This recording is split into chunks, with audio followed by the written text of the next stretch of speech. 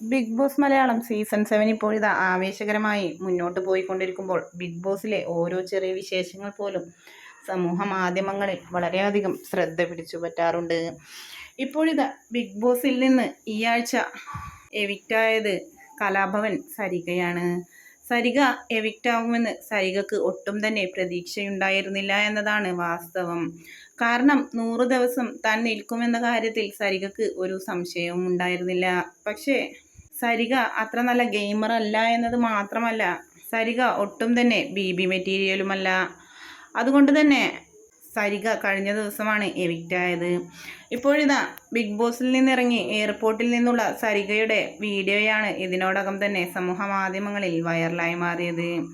പ്രമുഖ YouTube മീഡിയാസിന് live interview കൊടുത്ത സരികയുടെ video ഇതിനോടകം തന്നെ വൈറലായി മാറി. എന്താണ് തോന്നുന്നത് എന്ന് ചോദിച്ചപ്പോൾ ബിഗ് ബോസിൽ കയറാൻ പറ്റിയത് തന്നെ ഒരു വലിയ ഭാഗ്യമായിട്ട് കണക്കാക്കുന്നു എന്നായിരുന്നു മറുപടി.